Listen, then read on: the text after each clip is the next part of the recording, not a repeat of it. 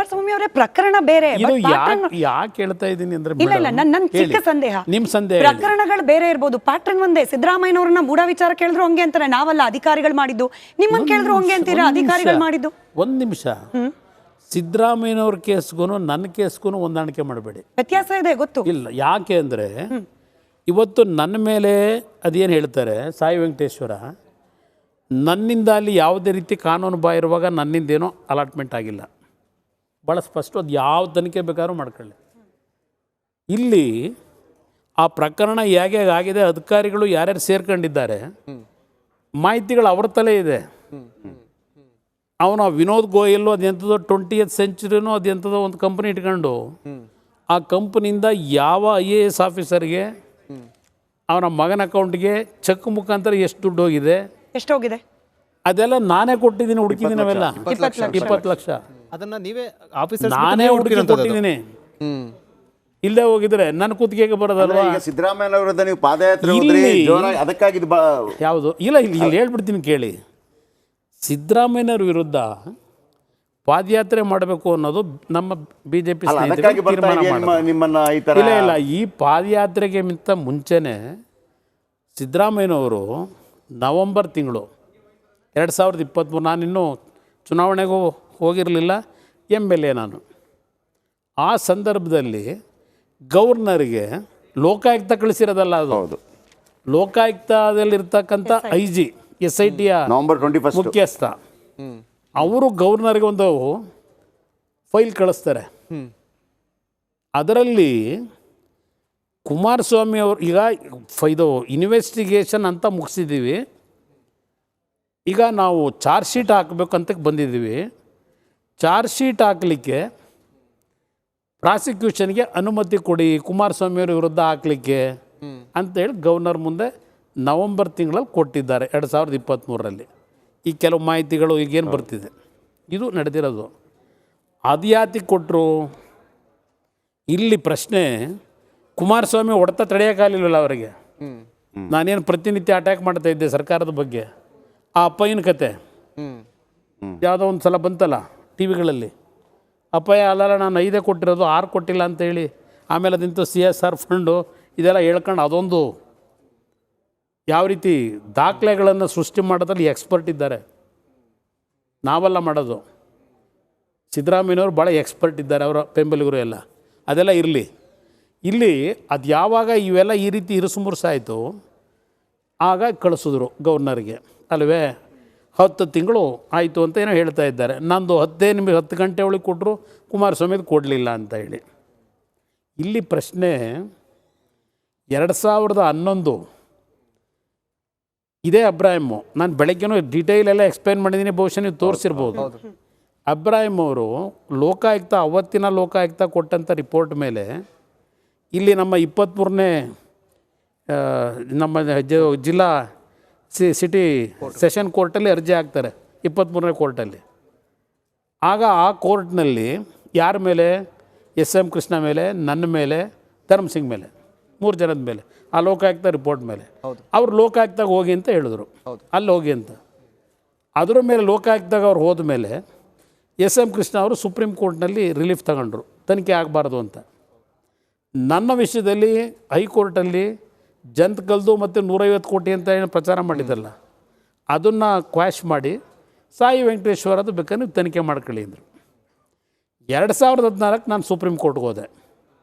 ಆಗ ನಮ್ಮ SITಯಿಂದ 2016ರಲ್ಲಿ ಬಹುಶಃ ಸರ್ಕಾರ SIT ತನಿಖೆ ಮಾಡಲಿಕ್ಕೆ ನಮ್ಗೆ ಅವಕಾಶ ಕೊಡಿ, we are ready to investigate ಅಂತ ಹೇಳಿ ಒಂದು ಅರ್ಜಿ ಹಾಕೊಂಡ್ರು.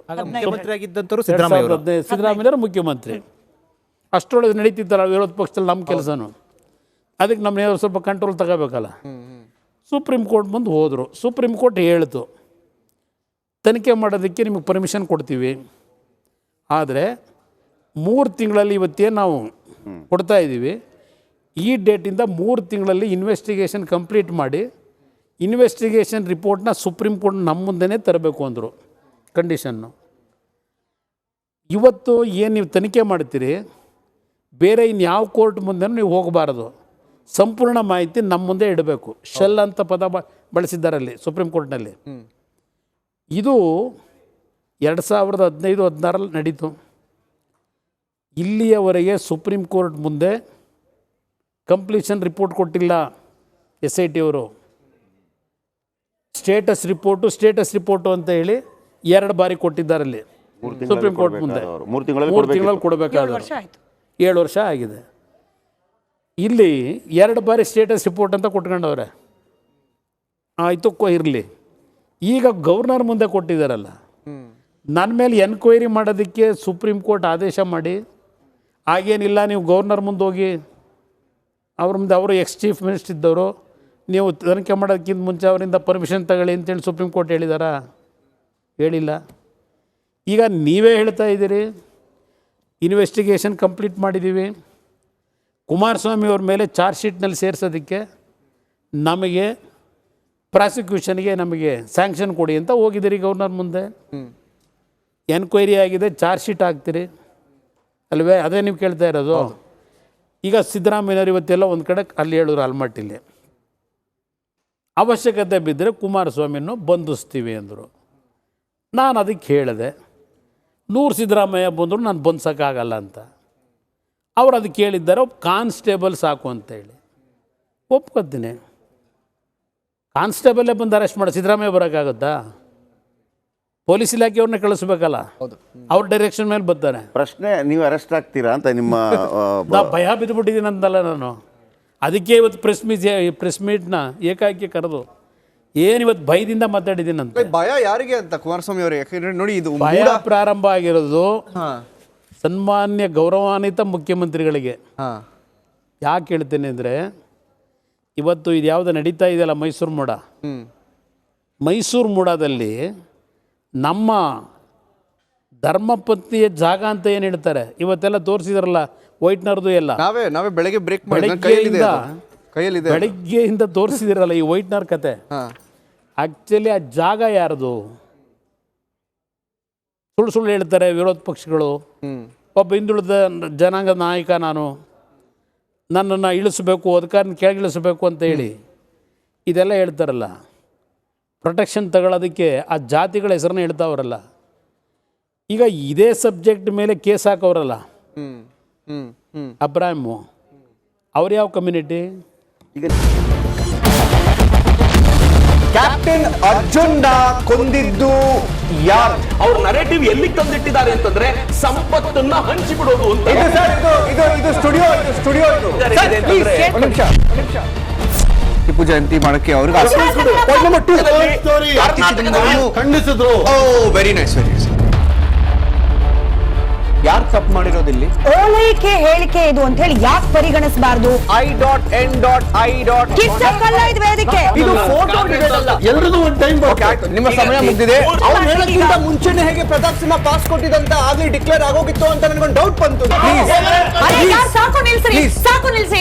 ಕೆಟ್ಟ ಪದ ಬಳಕೆ ಕಾಂಪಿಟೇಷನ್ ಇಟ್ಟಿಲ್ಲ ನಾವಿಲ್ಲಿ.